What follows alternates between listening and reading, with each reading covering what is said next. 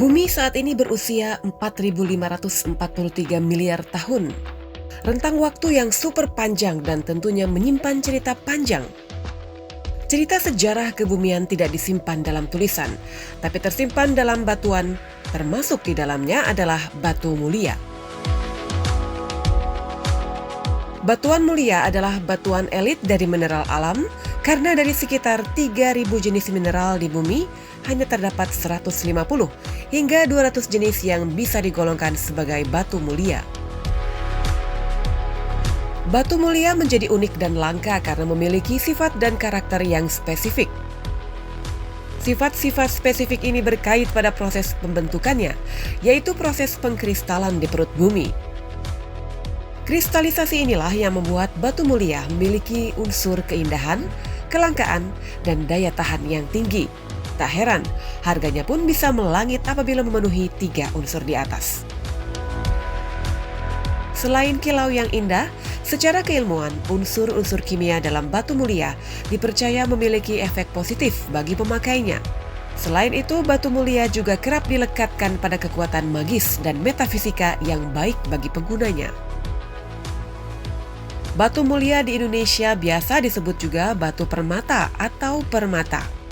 Banyaknya unsur yang harus dipenuhi untuk sebuah batu permata yang berkualitas kadang menyulitkan orang awam untuk mendeteksi keaslian dan menentukan kualitas dari sebuah permata. Tapi menjadi mudah bagi para ahli batu permata. Ahli batu atau gemologis adalah orang yang mempelajari gemologi, ilmu tentang batu mulia. Mereka inilah yang bisa membantu orang awam untuk mendeteksi tingkat kualitas batu permata. Biasa orang awam, mereka kan pengen tahu, apa sih saya punya gitu. Bagaimana sih cara ngeceknya, apa sih gitu. Nah ya pertama-tama kan kita timbang dulu, ya kan. Setelah timbang kita tahu ada berat jenis batu permata. Setelah itu baru kita melalui tahapan pengecekan indeks bias. Ya, kalau misalkan berlian itu kan biasa over limit di indeks biasnya itu nggak terdeteksi. Baru kemudian kita cek lagi dengan mikroskop. Dalamnya itu bagaimana? Apakah lari indikasi ke batu atau ke berlian? Nah, ternyata nih barangnya ini berlian. Ya, kita tes lagi. Apakah itu berliannya dari alami atau dari buatan di laboratorium? Setiap karat dari satu batu permata memiliki harga yang berbeda. Kalau 1 karat itu kalau yang ukurannya baik itu mungkin bisa 10.000 sampai 15.000 per karat US. Kalau yang kurang baik itu bisa sekitaran 2.000 sampai 3.000 US per karat. Jadi ya kita kan nggak tahu gitu kalau misalkan kita harus cek dulu kualitasnya masuk yang mana. Bagi setiap orang yang tertarik dan ingin membeli batu permata, perlu memiliki pengetahuan dan pemahaman yang cukup untuk tentang batu permata. Atau bisa dipercayakan kepada gemologis. Kalau untuk berlian, yang terpenting itu adalah 4C. Yang pertama itu, Bapak Ibu harus memperhatikan beratnya, karatnya. Semakin berat batunya, berliannya, itu akan semakin mahal. Lalu saya kedua, untuk berlian, clarity. Clarity adalah kejernihan. Jadi kalau batunya memiliki banyak cacat, tentu saja itu akan mengurangi harga. Lalu yang ketiga itu colornya. Colornya itu kita bicara dari color D sampai Z color. Di luar itu kita akan menyebutnya sebagai fancy color. Nah, untuk harga D sampai Z itu semakin putih tentu saja akan semakin mahal.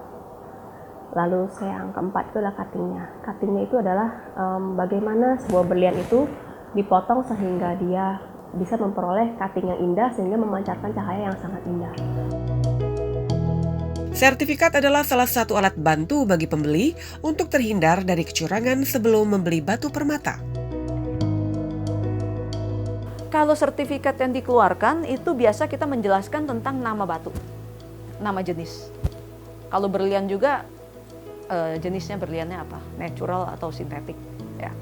Kedua beratnya, ketiga baru kualitasnya, bersihnya, warnanya, kesemuanya. Jadi semua diterangkan di situ. Nah kalau batu ada tambahan. Kalau untuk ruby, safir, emerald itu ada daerah asal batu yang namanya origin. Misalkan dari Birma kalau untuk ruby, misalkan dari Kolombia kalau untuk emerald. Butuh ketelitian dan kejelian, karena banyaknya indikator yang membuat harga sebuah batu permata sangat mahal. Jadi misalnya untuk cutting ya, kita bisa lihat nih proporsional dari kepalanya, pinggangnya, dan kakinya. Nah, biasanya bagian kepala ini kita sebutkan sebagai crown. Crown, girdle, dan pavilion. Nah, untuk mendapatkan cutting yang baik, itu mereka harus memiliki proporsi yang sangat bagus, ada angka-angka tertentu, seperti rumus-rumus lah. Nah, apabila rumus-rumusnya itu dipenuhi dengan baik, maka cahaya yang dihasilkan pasti akan sangat indah. Misalnya seperti ini. Cahayanya akan berkilau-kilau. Kenapa? Karena pada saat cahaya itu masuk ke dalam berlian, lalu dia akan dipantulkan kembali dan ke mata kita. Misalnya seperti yang disebutkan sebagai brilliance. Jadi bagaimana cahaya putih itu ke mata kita. Untuk batu permata kita juga harus hati-hati karena kadang-kadang batu permata tertentu dia terlihat normal, tapi sebenarnya ini sebenarnya batu tempelan. Seperti ini. Contohnya. Boleh dideketin zoomnya. Kelihatan ya. Jadi batu ini sebenarnya bukan berwarna hijau seperti penampilannya, tetapi bagian bawah batu ini berwarna putih ya. Lalu bagian atasnya juga sebenarnya warna putih. Sehingga warna hijau itu sebenarnya hanya ada di bagian tengahnya saja. Di bagian girdle yang seperti ini. Lapisan kedua ini. Ya. Jadi Bapak Ibu harap berhati-hati. Apabila memang tidak yakin dengan barang yang akan dibeli, ada baiknya Bapak Ibu periksakan dulu ke laboratorium yang terpercaya. Tetapi bagi yang mendapatkan batu permata dengan persyaratan yang teruji, maka harga yang muncul pun bisa jadi akan sangat tinggi. Kalau untuk batu permata berwarna, itu nggak ada harga yang mengikat. Sama seperti lukisan. Anda senang warnanya, Anda senang batunya, bisa dibeli. Jadi kalau batu mulia itu nggak ada harga pasaran. Seperti lukisan deh, harganya agak gelap. Gitu. Mau cari dua yang sama, belum tentu. Gitu. Harganya lebih tidak mengikat. Dan tentunya pada masa seperti sekarang ini, menyimpan batu mulia adalah salah satu bentuk investasi yang cukup aman.